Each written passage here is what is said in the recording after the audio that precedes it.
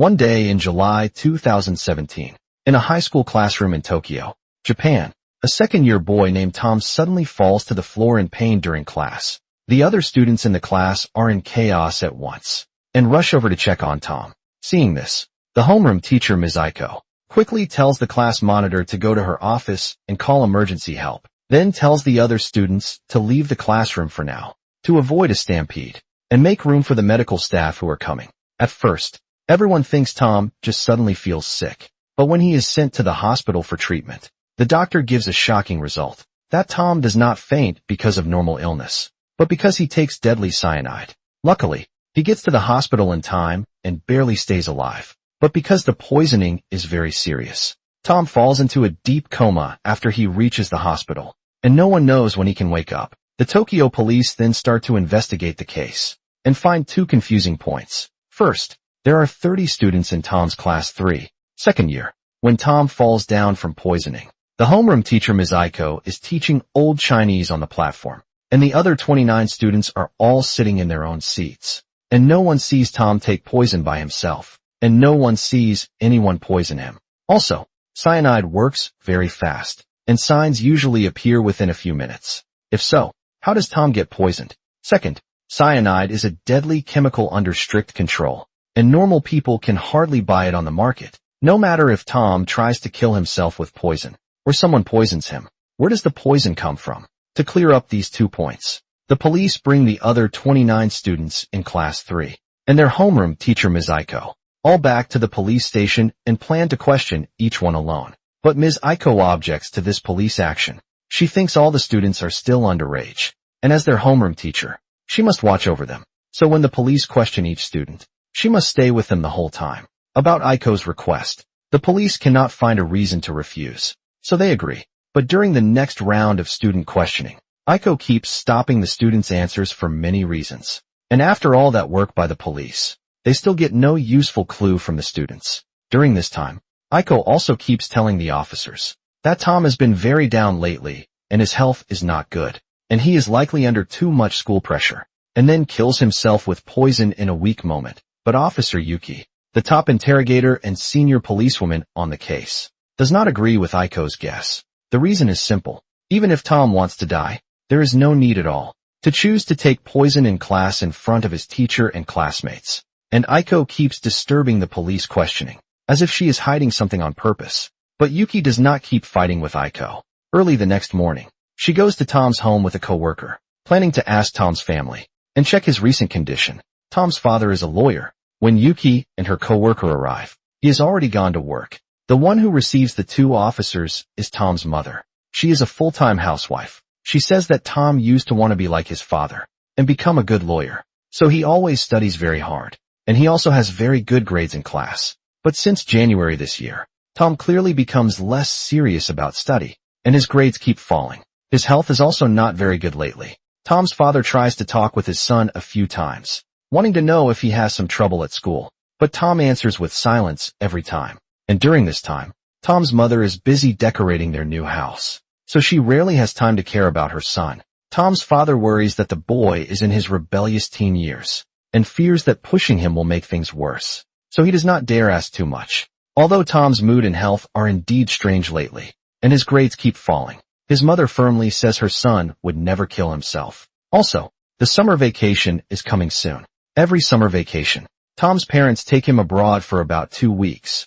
Tom has loved travel since childhood, and in the past, whenever summer vacation gets close, he is always in very good spirits. So his mother never believes her son would choose death at this time. She suspects that maybe one of Tom's classmates is jealous of his good grades and rich family, and so poisons him on purpose. Yuki does not say yes or no to her guess. Just when she and her coworker finish questioning Tom's mother and are about to leave, they happen to see Ms. Aiko coming to visit. It turns out Aiko worries that Tom will fall behind in the hospital, so she specially brings her lesson notes, hoping that after Tom wakes up in the hospital, he can catch up on the missed schoolwork. What surprises Yuki is that, when Ms. Aiko comes, Tom's mother shows strong dislike. She not only refuses Aiko's kindness, she does not even let her enter the house.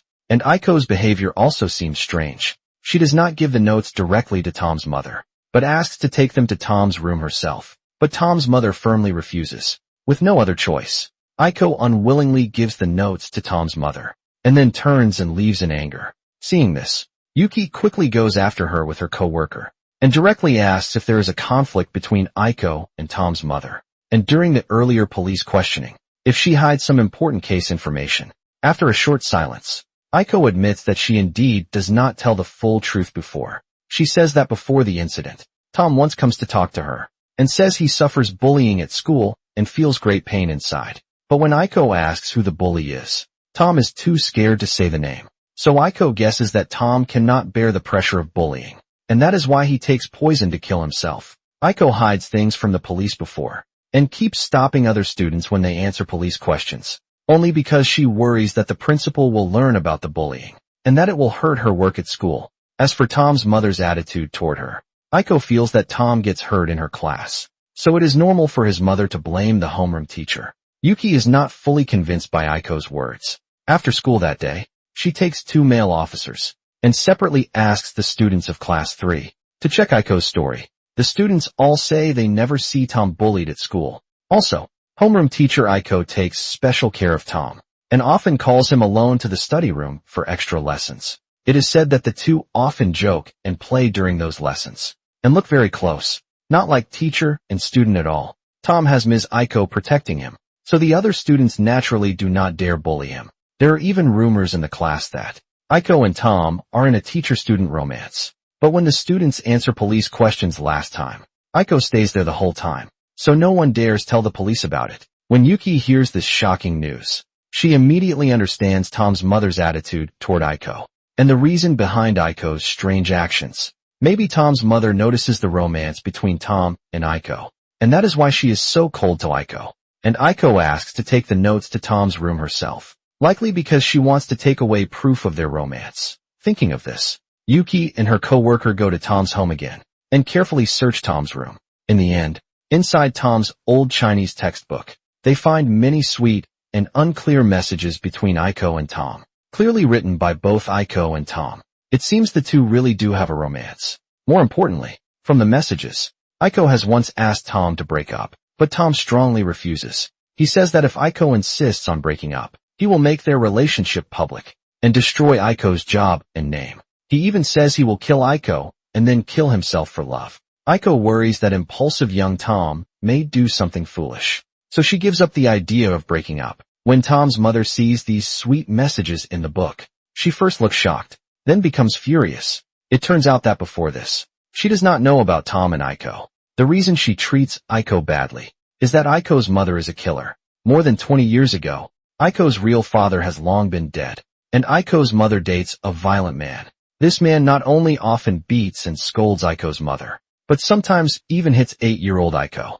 Then one day, Aiko's mother tries to protect her daughter, and accidentally stabs her boyfriend to death with a fruit knife. After the case, Aiko's mother is judged for excessive self-defense, and gets 8 years in prison. 2 years after entering prison, she dies there from illness.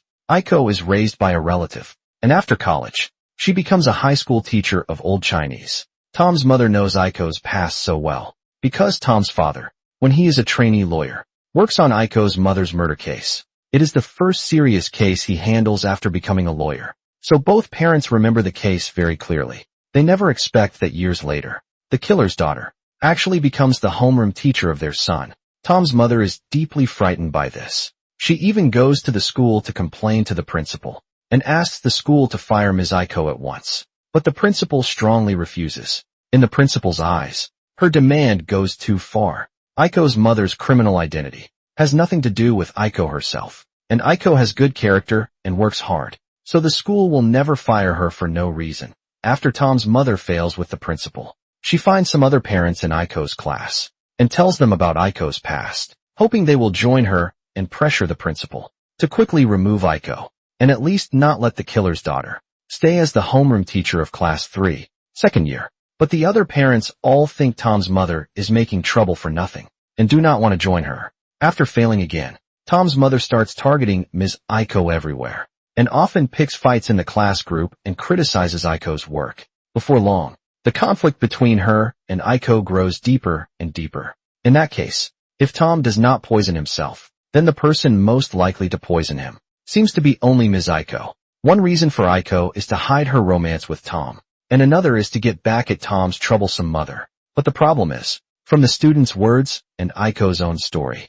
when Tom falls from poisoning, Aiko is teaching on the platform, while Tom's seat is in the third row from the back, several meters away from the platform. So how does Aiko poison him from far away? While Yuki is still thinking hard about this, the hospital calls Tom's mother and says Tom has woken from the coma. Yuki and her coworker at once go to the hospital with Tom's mother, wanting to ask Tom himself what happens. But the doctor tells the three of them that although Tom wakes up, his mind is still unclear and he cannot speak for now, so he cannot answer police questions. Yuki and her coworker can only plan to return to the station first. Before the two walk out of the room, they see Ms. Aiko hurrying in to visit Tom. Tom, who looks absent on the bed, after hearing Aiko's voice, first turns his head and looks at her, then turns back and stares at the ceiling. When Aiko learns that Tom still cannot speak for now, clear relief appears on her face. Yuki beside them sharply notices the small actions of Tom and Aiko, and feels even more that Aiko is the one who poisons Tom. So after a short pause, Yuki decides to bring Aiko back to the station for questioning. Just after they arrive at the interrogation room, Yuki directly tells Aiko her idea. She guesses that when Aiko starts dating Tom, it is not because she truly likes him, but only because she wants to distract him in this way and make his grades fall, so she can get back at Tom's unreasonable mother as expected. After young and naive Tom falls for Aiko, his grades start to keep dropping. When Aiko sees the plan work, she takes the lead and asks to break up, but she never expects the young Tom to sink so deeply into this relationship and even say he wants to die with her for love. Of course, Aiko does not want her name and job destroyed, and she does not want to play that death for love game with Tom. So she sets up a plan to poison Tom, and this also becomes a full revenge on Tom's mother. Although until now, Yuki still does not understand how Aiko does the poisoning. She guesses that Tom himself may know the truth, and after waking up, Tom is probably only pretending to be mentally unclear and unable to speak, so he can avoid police questioning. The reason he does this is naturally to protect the Aiko he loves. After hearing Yuki's analysis, Aiko, who still wants to argue before, finally breaks down. She then admits the crime and tells how she poisons him. It turns out that when Tom's mother says Tom especially likes going abroad with his parents in summer vacation, that is only her own idea. In fact, Tom really hates long trips, and after falling for his homeroom teacher Ms. Aiko, he wants to go out even less this summer, and only hopes he can keep seeing Aiko during the break. After Aiko learns this, a perfect murder plan slowly grows in her mind. She first suggests that Tom pretend to be sick before summer vacation, to make the act look real.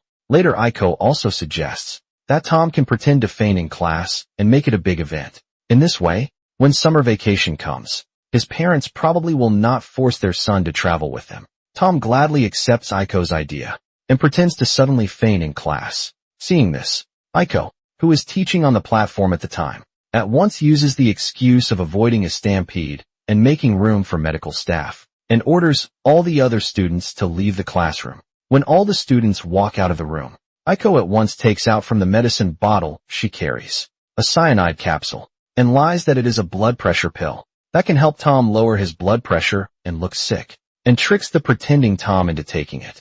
After Tom swallows the capsule, he soon really faints from poison. This cyanide capsule is left to Aiko by her mother after killing her boyfriend more than 20 years ago. At that time, Aiko's mother thinks she may get the death penalty. She worries that after she dies, her daughter's life will become too hard. To let her daughter suffer less in this world, she prepares this poison, so that if one day Aiko really cannot go on, she can swallow it and leave this world without pain. Over all these years, under the care of relatives, Aiko barely gets by in life, but being the killer's daughter still brings her much unfair treatment. Still, she endures it all until she meets Tom's mother. Maybe years of life as a housewife without a job leave a deep feeling of inferiority in Tom's mother. To hide this feeling and prove her own value, she always has to argue with people over right and wrong. After learning that a killer's daughter becomes her son's homeroom teacher, Tom's mother first goes to demand that the principal fire Aiko,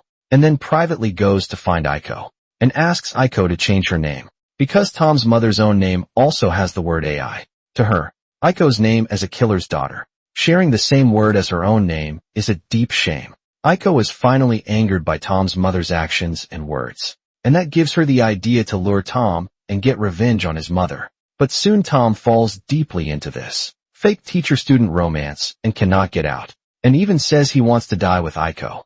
Aiko at once falls into panic, and in the end commits a serious murder crime. She only does not expect Tom to survive after taking the poison. It seems that the capsule has been stored too long, and the poison inside has expired and lost its effect.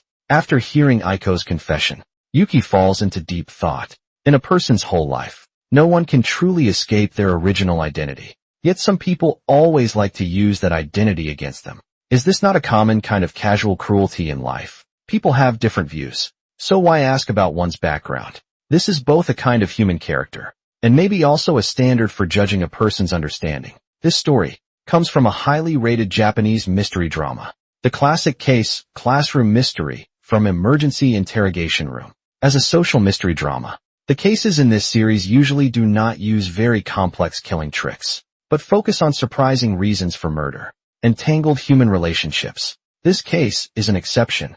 The killer uses a murder trick like in classic mystery stories that I wonder if you guessed the truth.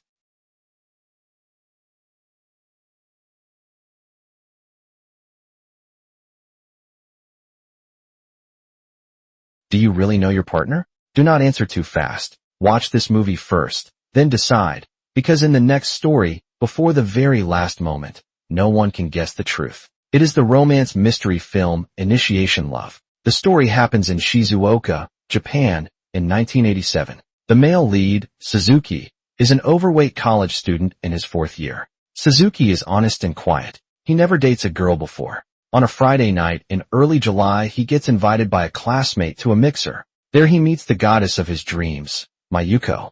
Mayuko is sweet, cute, lively, and cheerful. All the boys there want to talk to her. Mayuko wears a ruby ring on her hand. Everyone asks if it is a gift from her boyfriend. Mayuko says shyly that she has no boyfriend. She says she buys the ring for herself as a birthday gift a few days ago. Mayuko says she is a nurse at a dental hospital. When they hear this, the boys there suddenly get excited. They joke about how she looks in a nurse outfit. Their words are very rude. Mayuko starts to look a little embarrassed at this time. The quiet Suzuki suddenly starts to introduce himself. Seeing Suzuki speak so awkwardly, everyone laughs. So no one keeps talking about the nurse outfit because Suzuki helps her out. Mayuko starts to like this honest boy. After dinner, she takes the lead and asks Suzuki to sing with her. Seeing Mayuko's sweet smile, Suzuki feels very happy inside. On a weekend in August, the group meets again to have fun at the beach. Suzuki feels shy about his big belly, so he does not take off his clothes or go into the water. He stays alone on the shore. Gentle Mayuko comes back to shore and talks with him. Mayuko finds that Suzuki is quiet but honest and sincere. He is also a real top student in science, so she leaves her phone number to him. Shy Suzuki struggles for a whole week. At last he gets the courage to call the girl of his dreams. They agree to have dinner together on Friday, on the night of the date. They talk very happily. They also agree to have dinner together every Friday night after this, because both of them like reading. They also agree to trade novels from their homes next time they meet to leave a good impression on Mayuko.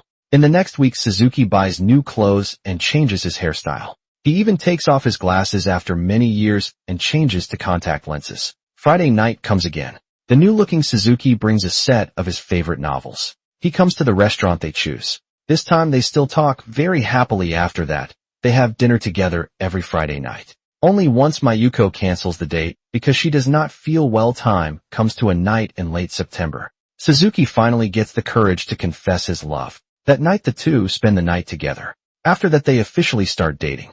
In the days after that they are like every couple in love. They laugh, play and live sweetly. Before Christmas, Mayuko says one thing casually. She says she wants to eat at a hotel she likes for the holiday. Suzuki keeps it in his heart and quickly calls to book a table. This hotel is very popular. Sometimes people even need to book half a year early. Luckily, Suzuki is lucky enough to meet a man who just cancels his booking. On Christmas night, Mayuko finally comes to the hotel she likes. Suzuki notices that she does not wear that ruby ring for a long time now. So he asks her what happens. Mayuko looks a little sad and says she loses the ring. Suzuki quickly comforts her and says when her birthday comes next year, he will surely buy a ruby ring for her.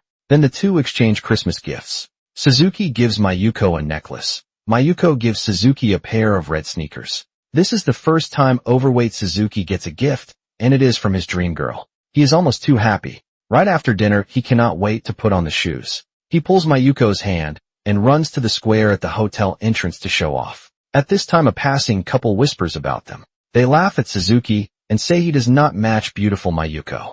To not embarrass his dream girl, Suzuki decides to lose weight. He starts to run in the shoes his dream girl gives him. In a blink, time comes to late June. The overweight Suzuki in red sneakers becomes the slim and handsome Suzuki. After graduation, he joins a local company in Shizuoka. Because he does well, the company chooses him to go to Tokyo for a 3-year work trip. This is a very rare chance to learn. Even though he really cannot leave his girlfriend, Suzuki still decides to take this chance. He promises Mayuko that he will come back every weekend to see her. After all, the drive from Tokyo to Shizuoka is only 5 or 6 hours. Mayuko is very understanding. She only says goodbye to her boyfriend with tears in her eyes. A few days later, Suzuki leaves Shizuoka and goes to Tokyo. In this strange city, he misses Mayuko even more. On the second day after moving in, he buys a ruby ring.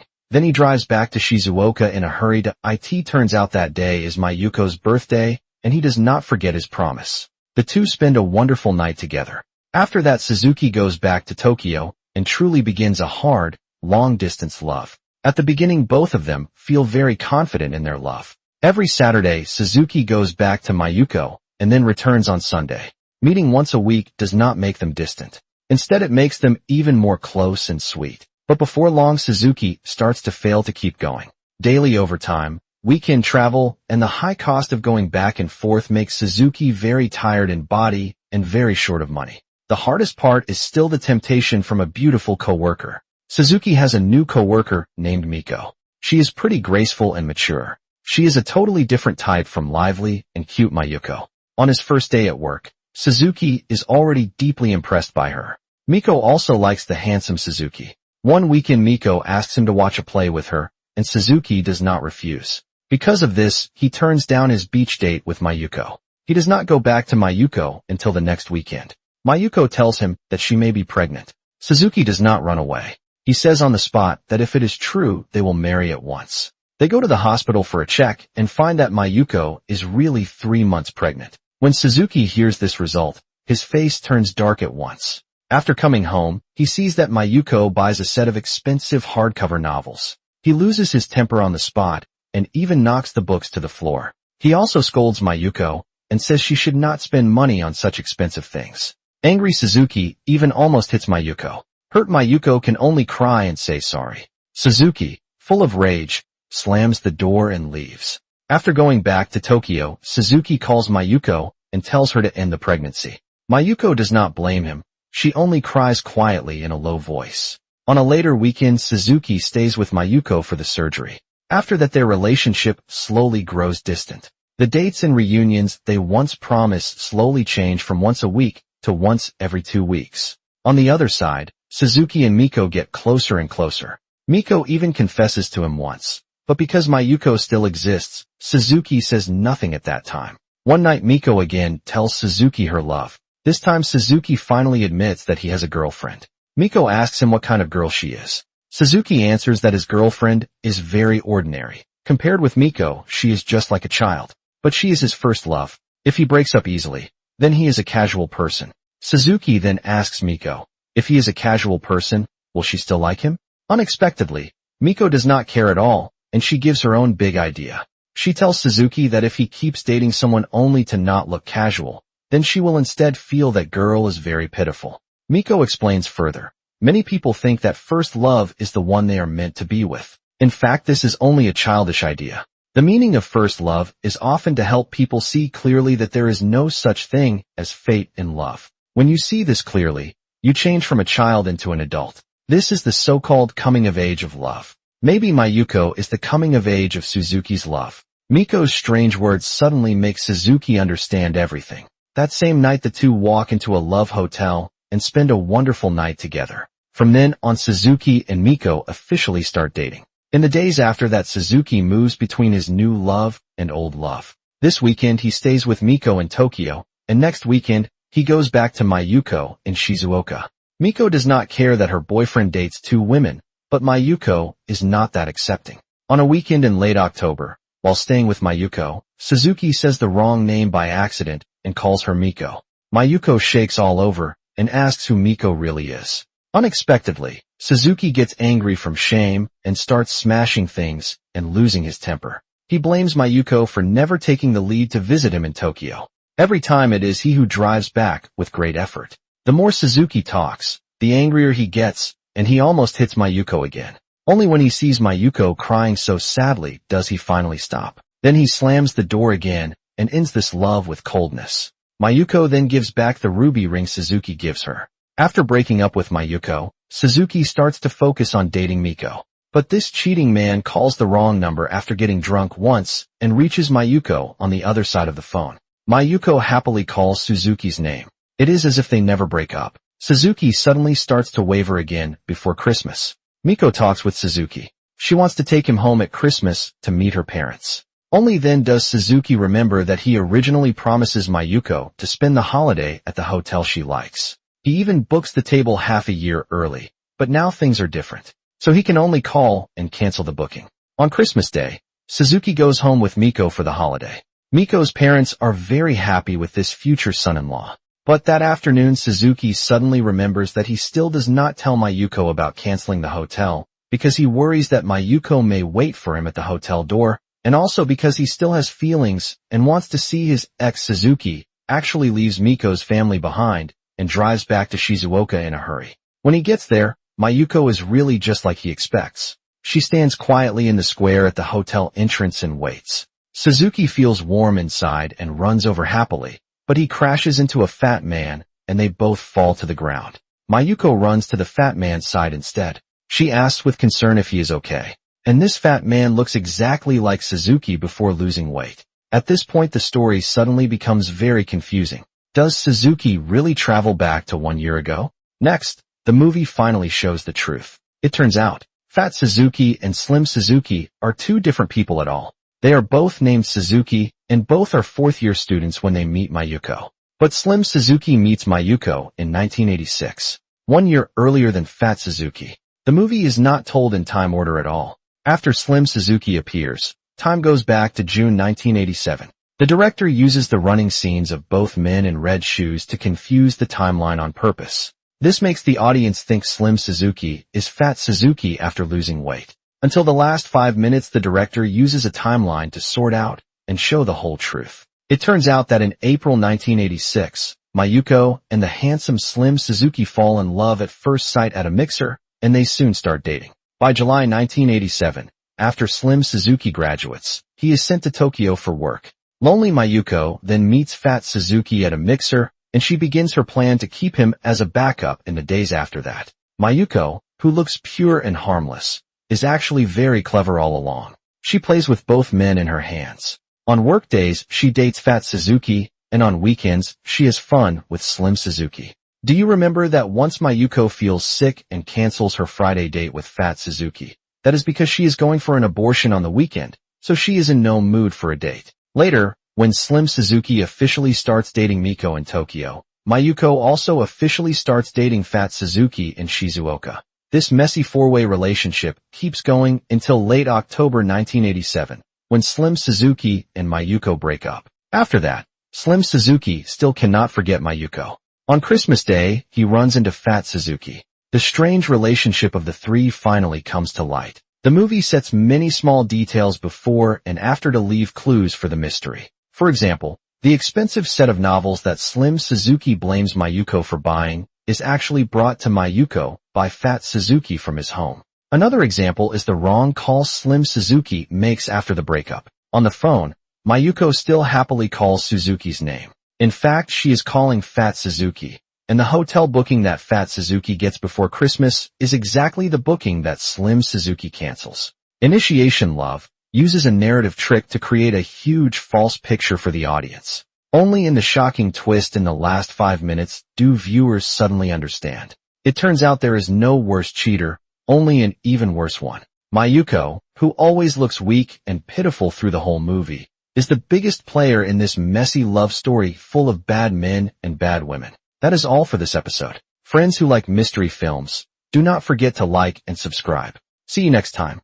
Today I'm going to talk about the film, Hitchcock's last work, Family Plot. Next, let us see this world master of suspense bring movie fans a strange screen case at nearly 80. On the surface, Blanche is a psychic. In fact, she knows nothing about spirit power. Instead, she often works with her boyfriend George, a taxi driver, to cheat old people. One day, Blanche gets another job. An old rich lady wants to talk with her dead sister, so she invites Blanche to do a ritual at her home. Blanche comes to the rich lady's home and puts on a show. Then she suddenly asks the old lady if she has bad dreams every day lately. The old lady is very shocked and says yes, and tells Blanche a family secret. It turns out that the old lady's sister, when she is young, gives birth to a baby boy before marriage. To protect the family's name, the sister gives the baby boy to other people to raise. Now the old lady has no children. Her husband and her sister are both long dead.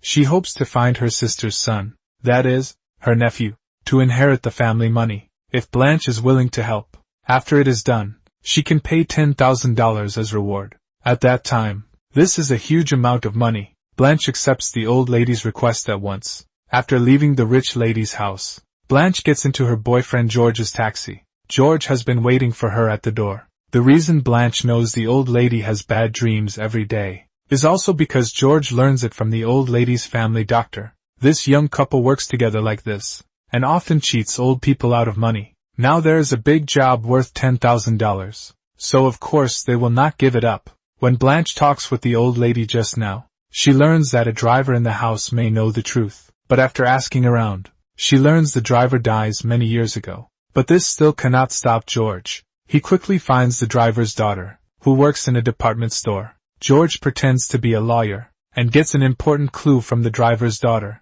It turns out the driver has a friend, who adopts a boy 30 years ago and names him Eddie, and the adoption time matches the time of the old lady's sister giving birth. But sadly, this kind couple die in a fire many years ago. It is said that Eddie also dies in that fire. To check this information, George goes to the graveyard, and really finds the graves of this family of 3, and there are even 2 tombstones. It seems they cannot find an heir for the old lady, and the $10,000 reward is completely gone. Just when George feels upset, the graveyard keeper comes over to chat. He tells George that the family of 3 is not buried at the same time. The couple are first buried together in one grave. Eddie is buried here later. Only then does George notice that the 2 tombstones are old and new. So George goes to a tombstone factory. The boss not only tells George that Eddie's 2 tombstones are bought at different times, but also gives George 3 important facts. First, there is no one in Eddie's grave. Second, Eddie has a very bad name in town as a child, so the neighbors suspect he burns his foster parents to death. Third, the person who buys Eddie's tombstone is a bald middle-aged man. Could it be that Eddie fakes his death and gets away to escape the crime of killing his foster parents? For a moment, George's mind is full of questions, but he still plans to keep investigating. Right after that, George goes to the birth and Eddie's death certificate, but he cannot provide clear proof that Eddie is dead, so the office workers reject Shedin's request. With the address given by the worker, George finds Shedin, who works at a gas station, and offers him cash, hoping Shedin can give information about Eddie. But to his surprise, Shedin will not say one word. George's clues about Eddie now completely stop after George leaves the gas station, because he is driving his girlfriend's car. Shedin quickly uses the plate number to find Blanche's personal information and home address. Then he rushes to a jewelry store to find Eddie. At this time, Eddie is already the owner of a jewelry shop. Shedin tells him that someone is investigating them. It turns out Shedin and Eddie grow up together. They are both bad boys from the town. Back then, the 2 of them set the fire and kill Eddie's foster parents. Now someone comes to investigate Eddie's past. Shedin thinks the old fire case may come out, so he comes to warn Eddie. Just when the 2 secretly talk about what to do, 2 police officers suddenly come to the door. Eddie and Shedin become very nervous at once, but the police come to investigate a kidnapping case. The criminal kidnaps a hostage and asks for a big diamond. The police come to Eddie's jewelry shop to ask if anyone has come to sell a big diamond lately. Eddie comes out alone to deal with the police, and says he has not received any big diamond lately. The police can only leave unhappily. But what is the truth? The criminal in this kidnapping case is Eddie and his lover Barbara. It turns out Eddie and Barbara are a thief couple. More exactly, they are a kidnapping couple. Their reason for kidnapping people is very special. It is to get valuable jewels and diamonds. Also, their method is very special. They first use a drug to knock out the hostage, and then lock the hostage in a secret room in their garage.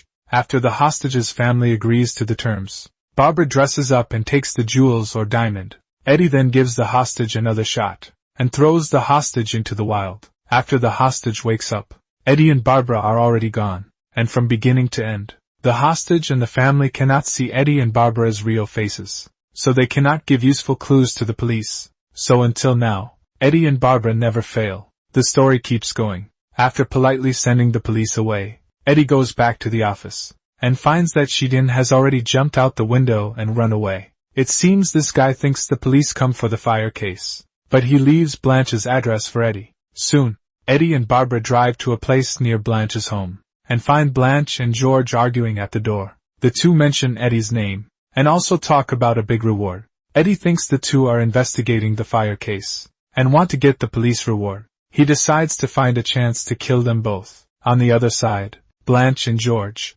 have their search for Eddie completely cut off, and can only go back to the old lady to see if they can get some useful clues from her. So Blanche goes to the old lady's house again, and really gets a new clue. The old lady says, the archbishop at the nearby church may know where Eddie is. The next day, George goes alone to the church to find the archbishop. At this time, the archbishop is at worship. What a coincidence. Eddie and Barbara also target the archbishop.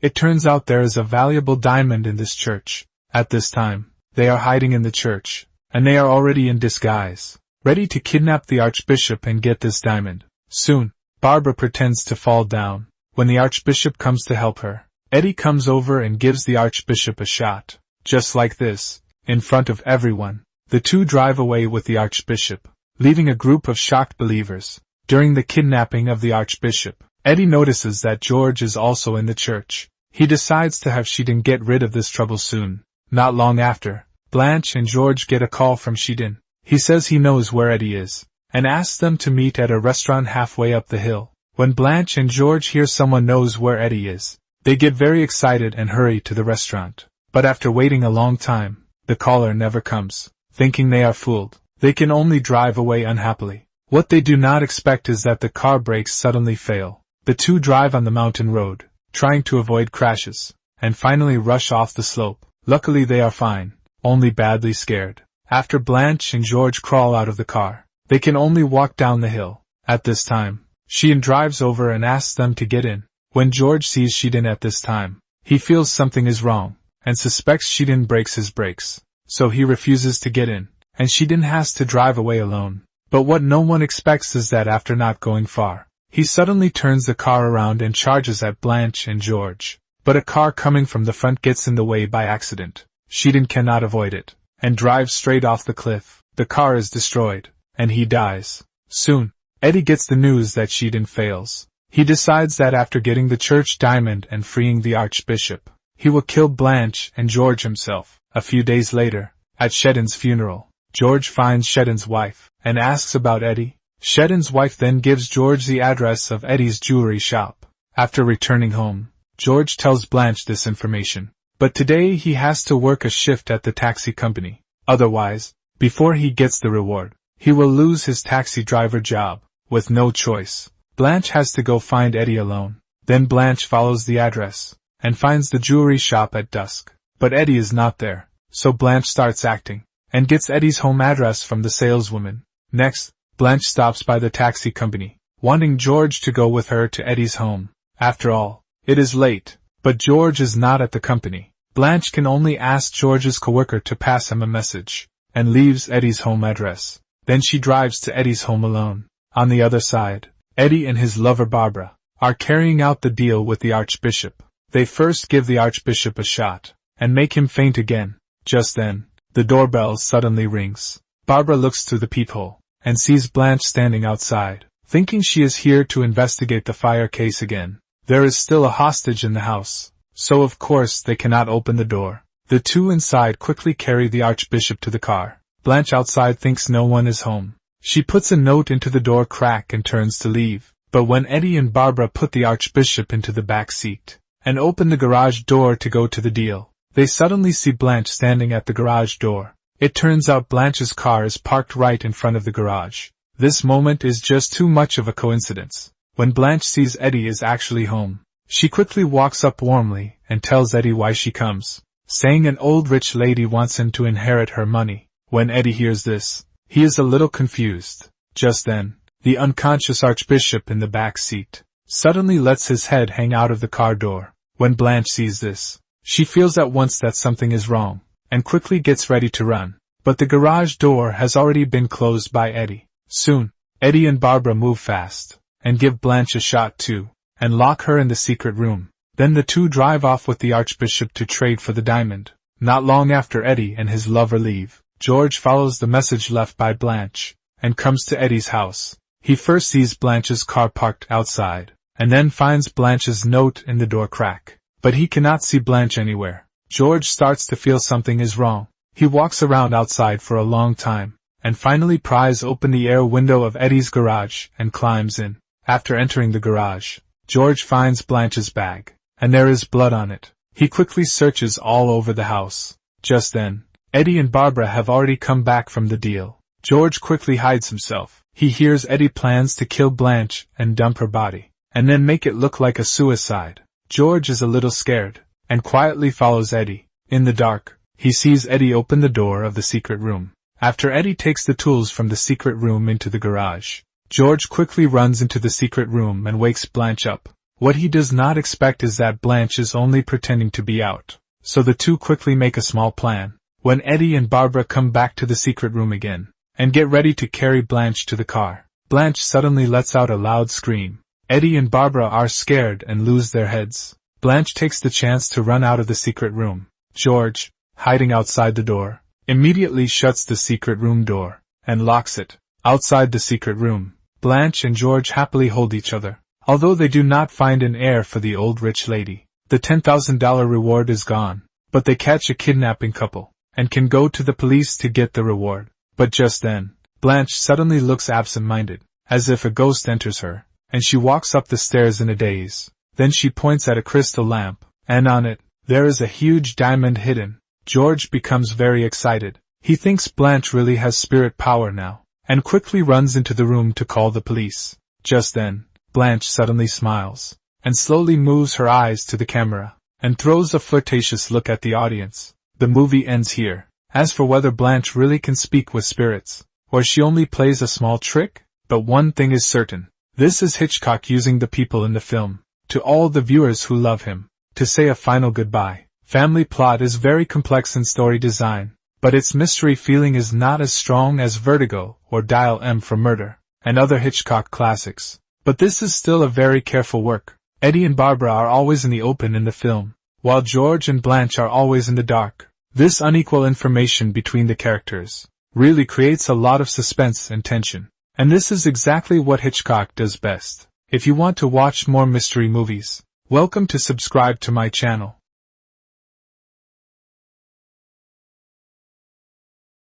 How desperate must a person be to cry as if their soul is being torn out? This is the most tragic trick in Kigo Higashino's story. It's also a classic script adapted by China, Japan and Korea. The Devotion of Suspect X. This is almost a perfect crime with no solution. The story tells you who the killer is right from the start. The truth slowly comes to light through careful detective work. On the morning of December 1st, Ishigami leaves for work as usual. His apartment is just a few hundred meters from the school. He walks there every day, but he chooses a path that cuts him off from the world, not because it's too early and no one is around, but because everyone is on the other side of the wall. This 12-second tracking shot is the movie's most accurate portrait of Ishigami. He is a math genius with great talent. He could have been a respected professor, but his lonely and antisocial personality left him as just an ordinary high school math teacher, trapped in chaotic classrooms. He has no social life or friends.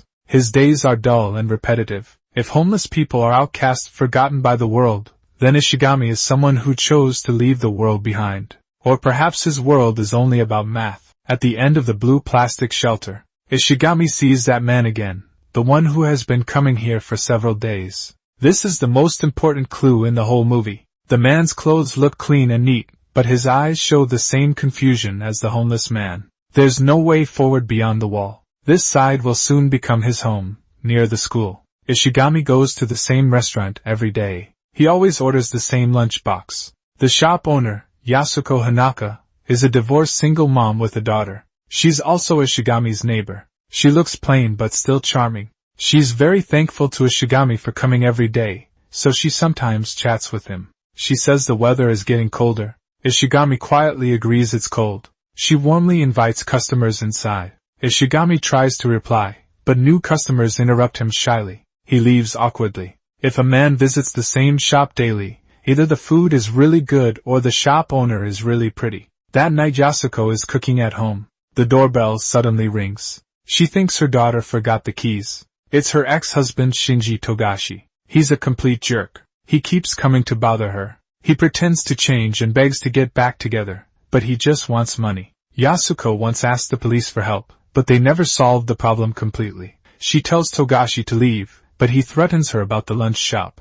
She yells at him not to touch her. She sees Togashi's eyes turn fierce. Yasuko gives in. She just wants him to leave quickly. But her daughter comes home at that moment. Misato hates her stepfather. She goes straight to her room without greeting him. Togashi mocks them before leaving. He stares at the girl and says she's getting prettier. He even cruelly says she could work at a nightclub in 2 years. Misato's anger finally explodes. She runs out with a crystal ball. She hits Togashi's head hard with it. Ishigami hears the noise next door, but he doesn't go check immediately. He just listens carefully. First there's dead silence. Then comes loud fighting sounds. Togashi gets angry when he realizes what happened. He beats up both mother and daughter. Misato isn't even his real daughter. He hits her very hard. Any mother in this situation would rush to stop him without thinking. She might even do something extreme, without realizing. She grabs a nearby wire and wraps it tightly around Togashi's neck. From how things look now, Togashi still has a chance to break free. But Misato does something unexpected. She quickly grabs Togashi's arm and holds it firmly in place. You might think a teenage girl isn't strong enough for this, but in the original novel Misato is a badminton player. Also, people in stressful situations can use more strength than usual. Yasuko sees what Misato is doing. Her eyes widen in shock. She suddenly snaps out of her panic. Only one thought remains. What are we doing? This looks like they're trying to strangle him to death. Before talking about this movie, I read the novel first. Many details not in the film. I'll point them out when needed. From Misato's words here we see how terrible Togashi's behavior has been that caused so much hatred. The camera shows a photo of the mother and daughter on the table. The clock on the table shows it's 6:54. Slowly the noises from next door grow quieter until they stop completely. 6 whole minutes sweat covers Yasuko and her daughter's foreheads. Yasuko's hand is so stiff from gripping too hard she can't pull it back. Fear finally washes over them as they stand there frozen. The doorbell suddenly rings. Yasuko pushes her daughter into the bedroom then asks who's there in a shaky voice through the door. She carefully asks who it is. It's Ishigami from next door. After quickly tidying up, she covers the body with a blanket then goes to open the door. With all that noise if she hides without explaining, she fears Ishigami might call the police. Yasuko says they were killing cockroaches. That's why it was so loud. But Ishigami isn't fooled. He doesn't leave. He just calmly calls her, Miss Hanaka, then says straight out that noise wasn't from cockroaches. Yasuko knows she can't hide it anymore. She opens the door helplessly and puts her fate in this stranger's hands. Many people don't understand why Ishigami didn't come immediately when he heard the noise. Actually, this is his normal social anxiety reaction. What really made him decide to knock wasn't the fighting sounds but the sudden silence. Because it means one side has lost the ability to resist. Thinking logically, Yasuko and her daughter were most likely hurt. But when Ishigami heard Yasuko respond, he guessed the truth. Yasuko breaks down and admits she killed him. She even says she'll turn herself in. Ishigami immediately rejects this idea. Misato quickly calls out, Mom. She insists she struck first. Yasuko stops her from saying more. She says her daughter isn't involved. Ishigami calmly says the police won't believe that there are signs of internal bleeding and finger marks. He was strangled from behind. He tried to pull the wire away to stop him from breaking free. Someone held his hands, leaving marks. Misato admits she made those marks too. Ishigami points out that strangling and holding hands would require at least 4 hands. Ishigami carefully explains what happened, step by step. He calmly checks Togashi's condition. The mother and daughter think they'll be caught and punished, but then Ishigami surprises them by offering to help hide their crime. He says he'll create an alibi for them. Yasuko freezes and asks in disbelief what an alibi means. On the morning of December 3rd, a body is found by a river in the suburbs. The officer in charge is named Kusanagi. His assistant, Utsumi, is with him. When they arrive, everyone gasps in shock. The body has no clothes. The face is smashed beyond recognition. All fingerprints are destroyed. Even the clothes that might belong to the victim are burned to ashes. If that was all they found, identifying the body would be hard, since the story is set in the 1990s. There's no DNA database to help. Even security cameras are rare. Luckily they find a new bicycle nearby. It has fingerprints that might be the victim's. Why might? Because the body can't be compared anymore. But soon the hotel owner comes forward. He says, on the afternoon of December 1st a man came to rent a room, then he disappeared. If he hadn't taken the room key, the owner wouldn't have bothered to call the police. Through the hotel's registration records, the police quickly identified the victim. The DNA from hair found in the room matches the victim's. The fingerprints also match those found on the bicycle at the crime scene. So I believe the victim is Shinji Togashi. At the same time, the medical examiner estimates the time of death between 6 p.m. and 10 p.m. on December 2nd. The cause of death is suffocation. There are clear spiral marks on the neck. The weapon might be a spiral cord from an electric heater. Soon after they find a lead on the bicycle with the victim's fingerprints. It turns out to be a stolen bike, stolen between 4 p.m. and 11 p.m. on December 2nd. This matches the estimated time of death. The bike was stolen near Togashi's hotel. By checking Togashi's connections, his ex-wife Yasuko becomes the main suspect because someone saw him near Yasuko's lunch shop on December 1st. The truth seems close now. Police visit to confirm if she's Yasuko Hanaka. After the 2 officers enter the house, the female detective takes a special look at the electric cord on the heated table, but it doesn't match the murder weapon they suspected. The officer asks if Yasuko was home on the evening of December 2nd. Hearing this date, Yasuko repeats it without thinking. Yasuko feels confused inside. Didn't Togashi die on December 1st? Why are they asking about her whereabouts on the 2nd? But she answers truthfully anyway. On the 2nd she picked up her daughter after work. Then they went to see a movie at Hibiya. The officer asks where they went after the movie. Yasuko says they ate ramen first, then they went to sing at a karaoke place. Since Yasuko is telling the truth, her expression looks completely natural. There are no signs of lying on their way out. They meet Ishigami coming home, wanting to gather more information. They question Ishigami too, maybe because of her job habit. Utsumi remembers Ishigami's name. She also notices the words, Taito University, on the envelope he's holding. That night Ishigami goes to a public phone booth. He calls Yasuko to ask about her, talk with the police. Then he tells her. Ishigami says she just needs to answer the police's questions honestly. Answer whatever they ask you. Don't mention anything. They don't ask about the novel details, Ishigami's careful plans for Yasuko. He stays one step ahead of the police. He also sets a big trap for them. Trust my logical thinking. The scene changes. Another main character appears. His name is Yukawa. He's a physics professor at Taito University. He and Kusanagi were classmates. He often helps the police with tough cases. But this time he's not interested. The case isn't related to his field. They chat in Yukawa's lab. Kusanagi visits the ramen shop and karaoke bar. Yasuko went to the staff. Remember the mother and daughter. They talk about the movie theater. Kusanagi feels something's off. Kusanagi says he even bought the movie's pamphlet. He asks to borrow it. Utsumi apologizes for bothering them so often. She says finding the movie stubs would really help. Yasuko acts confused and asks, "The movie stubs?" Utsumi nods and confirms it. Yasuko pretends to think where the stubs might be. Then she goes to check her bag.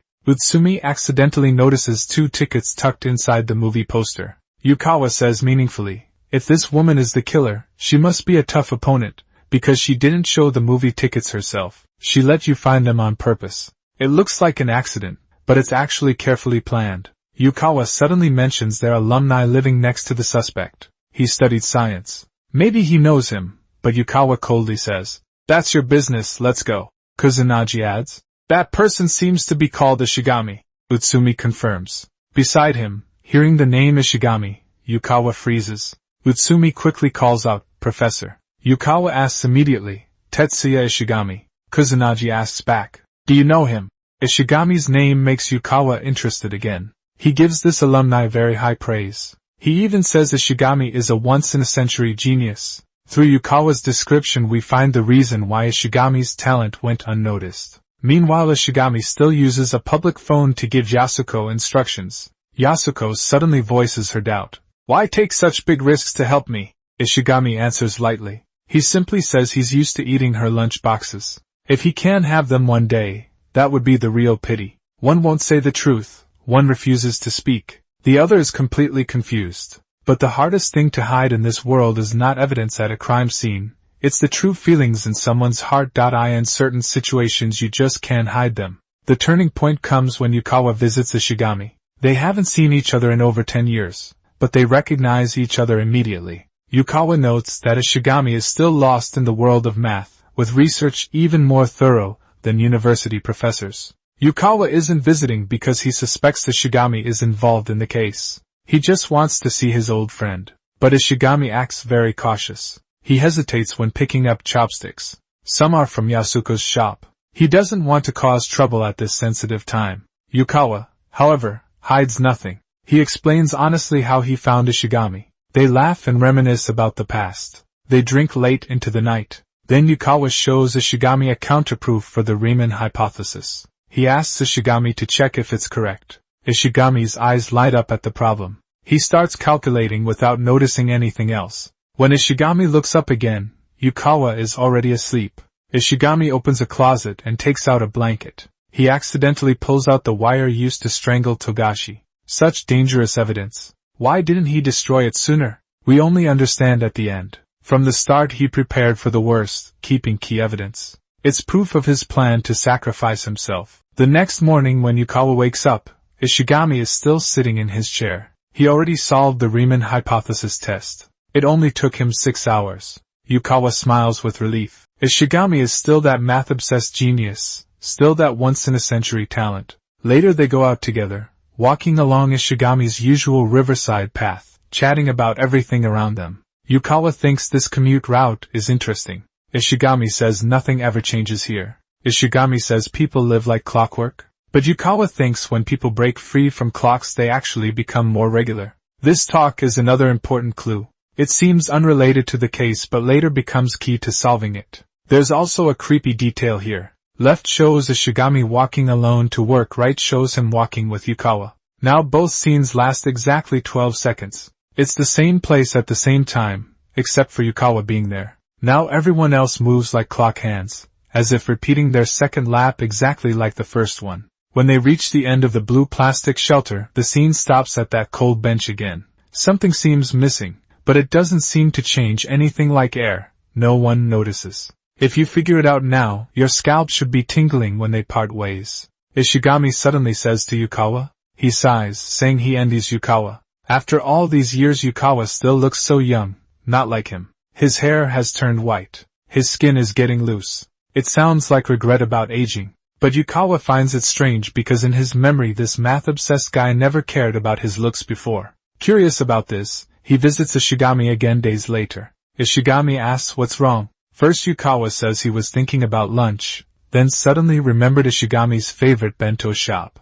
Ishigami asks back, so you came all this way just for that? Yukawa admits openly that he acts immediately whenever an idea comes to him. Ishigami sighs. He has no choice but to take Yukawa to Yasuko's lunchbox shop. Now he finally understands why Ishigami suddenly cares about his appearance. Readers of the novel already know that a man named Kudo has been pursuing Yasuko for years. Just then Kudo shows up and greets Yasuko warmly. From Yasuko's reaction it's clear there's something between them. Ishigami looks as uncomfortable as if he swallowed a fly. Yukawa notices this. As mentioned earlier, the hardest thing to hide isn't evidence at a crime scene, but a person's true feelings. In certain situations you just can't hide them. It's Ishigami's unintentional expression that makes Yukawa suspicious of him. Yukawa stops Ishigami and says he just thought of a new math problem. The problem is which is harder, creating an unsolvable question or solving it. Then he adds, "The problem must have an answer." Ishigami simply replies, "That's interesting." He says he'll think about it carefully. Yukawa tells Ishigami to think carefully. It seems unfair to doubt Ishigami just because he likes Yasuko. This doesn't make much sense. The movie doesn't explain this very clearly, but in the original novel the police believe from the start that Yasuko is the main suspect. But she couldn't have strangled Togashi all by herself, so they think she must have had a male helper. The police focus on Kudo, who has liked Yasuko for years. But Yukawa accidentally discovers Ishigami's secret. He starts to suspect Ishigami is the male helper beside Yasuko. Later he meets Utsumi at the crime scene. After learning the details he raises doubts that if the killer thought to destroy the victim's fingerprints, why miss the ones on the bike? If it was because of panic, why calmly burn the victim's clothes? The killer must have left the fingerprints on purpose. Utsumi is shocked and asks why anyone would do that. Yukawa explains it makes people think the victim rode here himself, so everyone believes this is the real crime scene. Utsumi stops him and asks to wait. She asks if Yukawa means Togashi was killed somewhere else and then brought here. Yukawa isn't sure. Yet they go to the hotel where the bike was stolen. Many bicycles here aren't locked. If the victim just wanted to steal any bike to ride to the crime scene, why would he go through the trouble of stealing a locked one? Yukawa asks if that bicycle was brand new. Yukawa's guess is correct. That bike was indeed brand new.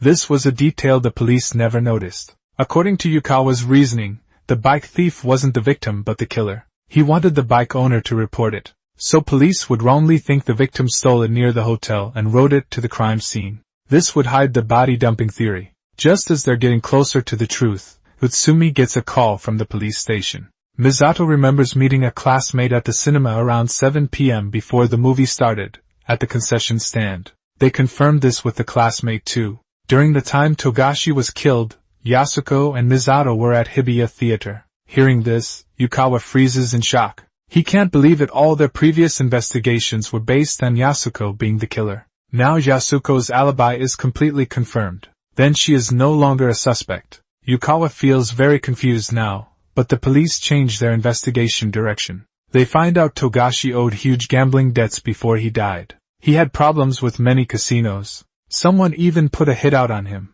Although the police stop investigating Yasuko, Utsumi stubbornly believes Yukawa's intuition must be right. He suspects Ishigami must have a good reason. So he and Kusanagi go directly to meet Ishigami. When they arrive at the school, Ishigami is supervising an exam. Ishigami calmly says it's just a makeup test. Utsumi casually mentions that Ishigami's test questions are known to be very hard. Ishigami says they're not that difficult, they're just simple. Blind spot problems. Utsumi immediately asks what blind spot problems are. Ishigami gives an example. Some questions look like geometry problems but are actually function problems. If you look at them differently, the solution becomes clear. Utsumi says she definitely couldn't solve them. She admits she was never good at math. Ishigami then asks why they came to see him today. They don't pay much attention to Ishigami's blind spot problems. They get straight to the point. They ask why Ishigami took time off on the mornings of December 2nd and 3rd. They want to know what he did, but Ishigami's answer leaves them with no choice. He just says he was doing academic research late the night before. He says he stayed up late studying the night before. Is it wrong to take a morning off the next day? When Utsumi asks about his relationship with Yasuko, Ishigami answers honestly, they're just neighbors. The most they interact is when he buys lunch at her shop. He even asks, is that against the law? Over dinner they tell Yukawa about the conversation. This accidentally gives Yukawa an idea. It looks like a geometry problem, but it's actually a function problem. That sounds like something he'd say, yes, a simple, blind spot problem. Utsumi says she had a tough teacher like Ishigami in middle school. Yukawa suddenly asks to see the copied documents again. Utsumi is surprised. Kusanagi reminds her it's Ishigami's attendance record. Yukawa stares at the papers and tells them to wait. Utsumi quickly asks what's wrong. When he sees the attendance record, his expression changes. A disturbing thought crosses his mind. If Yasuko is the killer and Ishigami helped her, why did Ishigami take time off on the second morning before the murder happened that night? What really happened on the first night? That's the blind spot problem. The police focus too much on the alibi for the second and miss the clues about the victim. The police keep focusing on breaking the alibi for the second. They ignore the doubts about the victim. If the real Togashi died on the night of the first, then who died on the night of the second? With many guesses and questions, he calls Ishigami. Yukawa gets straight to the point and says he wants to talk. Ishigami first politely says sorry. Then he says he's busy tonight. Yukawa asks when they can meet. Ishigami calls him, Yukawa. He sets the meeting for this weekend. Then he adds, "Do you want to go hiking together?" Notice the scene. Before Ishigami answers the phone, his bed is already full of hiking gear. This means, even if Yukawa didn't call Ishigami tonight, Ishigami planned to ask Yukawa to go hiking because Yukawa is more dangerous to him than the police thought. He wants to check how much Yukawa has figured out. When Ishigami says he's busy tonight, the camera shows his computer screen. He's printing photos. The photos show Yasuko and Kudo, who likes her. Ishigami clearly has a backup plan. Why is he preparing these photos? It depends on how the hiking trip goes. The weekend arrives quickly. Ishigami and Yukawa go to a deserted, snowy mountain. While camping at night, the two try to trick each other with hidden motives. Yukawa is surprised that Ishigami invited him to hike. Ishigami says if they don't climb now, they might never get another chance. Yukawa immediately asks what he means. Ishigami admits the police already visited his school. Yukawa explains the police don't have enough evidence against him. Ishigami points out that Yukawa is the one who truly suspects him. Yukawa says he remembered something, the homeless man he sees every morning. Yukawa brings up their past. Talk about the homeless man. Ishigami says the homeless live as precisely as clocks. Yukawa says when people break free from clocks they end up like that. The clock is a metaphor for society. Normal people are its gears. If a gear is missing, the clock breaks. But Ishigami thinks the homeless are useless gears. Losing one doesn't matter, or maybe no one even cares if they exist. But Yukawa believes no gear is useless. Only the gear itself can decide its purpose. Ishigami asks why Yukawa won't share his theories. Then he presses again. "Why won't you say it?" Yukawa replies, "Because you're my friend." Ishigami coldly replies, "I don't have friends." Yukawa considers Ishigami a friend, but Ishigami doesn't, at least not now, because he invited Yukawa hiking for another reason. He plans to silence him. So when Yukawa is in danger, Ishigami doesn't help. He just glances back with a murderous look, then disappears into the thick white fog. The phone says, "The person is out of service area." The system asks to try again later. Ishigami looks at the sky and calmly says, "It'll clear soon." Luckily Ishigami changes his mind. If he had walked away, Yukawa's chance of survival would be lower than winning the lottery. They reach the mountaintop through the snowstorm.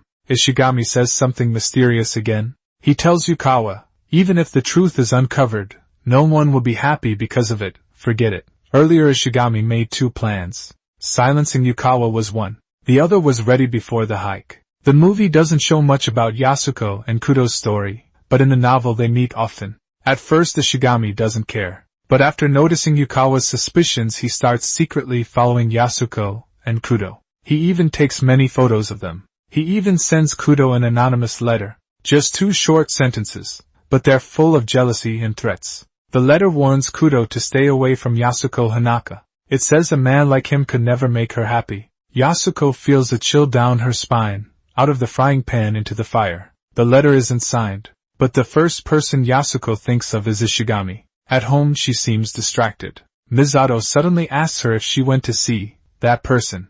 Again Yasuko replies, "Can't I even meet someone who once helped us?" But Misato warns her that Ishigami wouldn't like it. She says Ishigami helps them because he likes her mom, then quickly stops herself. Yasuko snaps. "Do I have to care about Ishigami's feelings forever?" To her this is no different from Togashi in both the movie and the book. Yasuko has no feelings for Ishigami. She sees him just as a neighbor or a regular customer at her shop. Though he helped her with Togashi, his actions now scare and upset her. She even feels afraid and disgusted. So when Ishigami calls again, she hesitates. Misato notices and asks why she won't answer. Yasuko instinctively wants to refuse. She repeats it again but still can't bring herself to answer. Misato picks up the phone instead. Yasuko reluctantly takes the phone and greets him. Ishigami simply tells her he has left 2 letters in her mailbox. The white envelope contains something she'll definitely need later, so she must keep it safe. As for the letter in the brown envelope, she must destroy it immediately after reading. Finally, Ishigami calmly says this will be their last conversation. Yasuko tries to stop him but only hears the dial tone. Yasuko is confused, but soon shocking news surprises everyone. Ishigami suddenly turns himself in. He confesses to killing Shinji Togashi. Even Yukawa is stunned. He always thought Ishigami was just an accomplice and believed Ishigami wouldn't kill to help Yasuko with her problem. During police questioning, Ishigami answers smoothly. He even knows crime scene details never revealed by police. At 7 p.m. on December 2nd he saw Togashi near Yasuko's home. After learning he was Yasuko's ex-husband she was avoiding, he immediately wants to kill Togashi. So he tricks Togashi into going to the crime scene, then kills him there. The police do find murder tools inside Ishigami's home. The coiled wire used to strangle Togashi, a knife for cutting clothes and a gas lighter to destroy fingerprints. Police ask how he communicated with Yasuko before this. Ishigami shocks them by saying he planted a microphone in the wall to listen. Everyone is stunned. A microphone between Ishigami's and Yasuko's walls. They find a hidden listening device. Police immediately decide Ishigami is a creepy stalker. Ishigami confesses he heard Yasuko painfully complain. She once broke down saying, "I want to kill that awful man." So Ishigami did it for her. But he never told Yasuko because he thinks women can't keep secrets. Well, when asked why he confessed, Ishigami gives another shocking answer. He says Yasuko betrayed him. Ishigami secretly solved her problem, but Yasuko started seeing another man. This made him angry and disappointed. With nothing left to live for, he confessed. When Yasuko hears Ishigami confessed, her eyes widen in shock. She truly has no idea what's happening to the police. This surprised expression exactly matches Ishigami's statement. The police ask if Ishigami ever stalked her like a creep. Following Ishigami's instructions, Yasuko hands the white letter to the police. She doesn't know what's written in these letters. She never read them. She still feels upset about Ishigami threatening Kudo. The letter says he investigated the man she often meets. The same words are repeated, sounding very threatening. Then Ishigami demands to know what her relationship with that man really is. He even orders her to break up with him immediately, otherwise his anger will hurt that man too. Misato hears everything from her room. She understands better than her mother how much Ishigami sacrificed to protect them both. After the police leave, Yasuko opens the brown envelope. Ishigami's message is simple. Again, it says the police will ask about his stalking. She just needs to tell the truth. As for Mr. Kudo, Ishigami thinks he is a reliable man. If she marries him, Yasuko and Misato will surely find happiness. So please forget about him completely and don't carry any guilt, because if she isn't happy, then everything he did would be pointless. At the end of the letter, Ishigami thanks Yasuko and her daughter deeply. It turns out that 1 year ago, Ishigami was at home preparing to hang himself. He had no attachment to this world, no reason to die and no reason to live. That was all. At the critical moment the doorbell rang. Ishigami didn't want to trouble others. The person outside might have an urgent matter. He could die after handling it. A polite, "Good morning," came from outside. Then the person apologized for disturbing him so early. She introduced herself as Yasuko Hanaka, the new neighbor next door. Then she handed him a small gift. She added that it was just a small gesture. She promised to be careful not to disturb him, and hoped for his understanding. "Please take care of me in the future." Ishigami only replied softly with, "Okay," then politely saw her out. Strangely enough, this simple greeting, gives Ishigami new hope to live. When, going to work in the morning, Misato waves and says hello to him first. On weekends he just sits quietly at home listening to the happy laughter of the mother and daughter next door. In short, it's like a beam of light suddenly shines into his dark life. It warms his lonely and cold heart. Over time he develops a secret crush on Yasuko, but he never says it out loud, he just keeps it to himself. So he's not just taking the blame, he's repaying a kindness, he's also sacrificing for his love. Just when everyone thinks it's over, Yukawa tries hard in his mind to piece together the memory fragments. Because Ishigami often talks about homeless men, he visits that area on purpose and he finds a surprising coincidence. A poor middle-aged man wandered there for a long time. He refused to use plastic shelters, he wouldn't sleep in cardboard boxes, he just stayed on a bench for several days. But after December 2nd he disappeared. His suitcase was still there. The nearby homeless men felt a bit suspicious, but in their world they are used to someone suddenly disappearing one day. Looking at all the strange clues at the crime scene, Yukawa suspects the body isn't Togashi at all, it's the missing homeless man. Then he thinks of Ishigami, who took time off on December 2nd and the morning of the 3rd. Something important must have happened on the night of the 1st. From the police's long investigation, they've never seen Togashi in person. The real Togashi might already be dead, and he likely died on the night of the 1st. All of this is just Yukawa's guess. There's no direct or strong evidence. But don't forget, Yukawa is also a genius. He plays mind games with Yasuko, planning to break her defenses. He meets Yasuko again to confirm that on the night of December 2nd she and her daughter did go to the movies, and she wasn't lying about that. Yasuko can only nod in agreement. But she must find it strange why the police only ask about the night of December 2nd, because she killed Togashi the day before, on December 1st. Then Ishigami.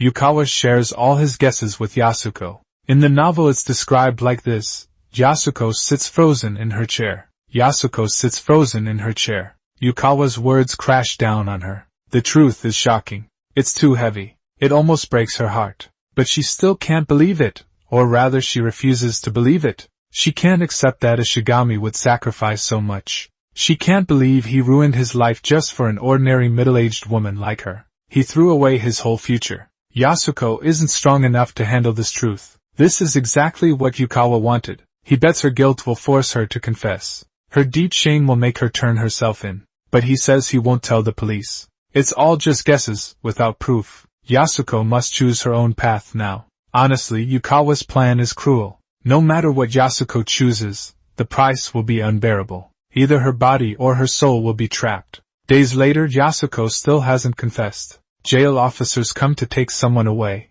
Before leaving, the police want one last interrogation, but in the interrogation room only Yukawa is waiting. Yukawa gets straight to the point. He says they should talk about the unfinished business from the mountain. They sit facing each other with smiles. Yukawa doesn't waste time. He shares his full reasoning directly. It basically reveals the truth of what happened that night. After seeing Togashi's hotel key, Ishigami already had a plan in mind. He didn't just want to help Yasuko and her daughter hide their crime. He also wanted to separate them from Togashi's murder case. So the next morning Ishigami took half a day off. First to deal with Togashi's body. Second, to find a replacement. That replacement was the homeless man who would become the body. He gave the homeless man some money. He told him to wait at a specific hotel, the same hotel where Togashi stayed. The goal was to leave fingerprints and hair in the room by evening. Ishigami made him wear Togashi's clothes and shoes, then ride a newly stolen bicycle. They went together to the crime scene in Amori.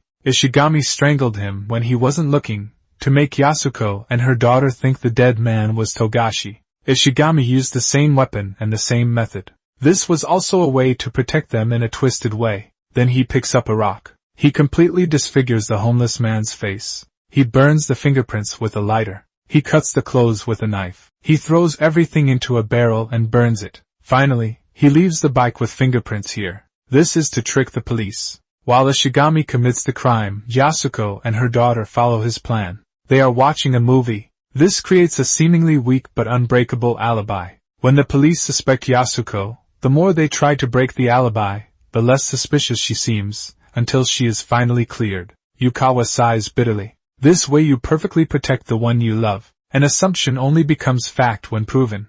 Yukawa presses on. If they really find another body, enough, it's over, that's enough. Ishigami doesn't panic at all. The illusion has become an unshakable truth because the police can't prove the victim's identity is wrong. From the moment he entered the game, this was already a dead end. Even if they find another body by then, I'll already be sentenced. I'll accept the first trial's verdict and won't appeal. The case of Shinji Togashi is now closed. Professor Yukawa sighs with regret. Such a brilliant mind, yet it was used for something like this. Ishigami listens quietly, then says only Yukawa would speak to him this way. Yukawa suddenly calls out to stop Ishigami again. He can't understand why Ishigami would go so far to protect Yasuko. He desperately wants to know what really happened that night. It's not that Yukawa doesn't know the reason, he just can't believe it that someone could love another person this deeply. But he doesn't realize Ishigami already died inside long ago. He only keeps living for Yasuko's sake. As long as Yasuko is happy,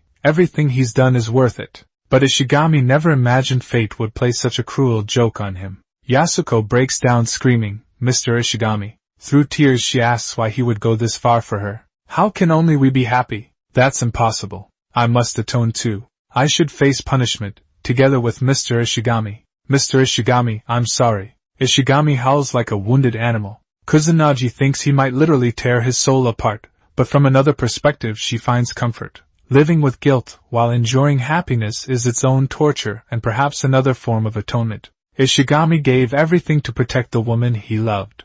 Maybe just a small part was because Yasuko returned his feelings just a little. Calling this mere obsession doesn't capture Ishigami's love. In this era, such selfless devotion is rare. In this way, Ishigami becomes love's true deity.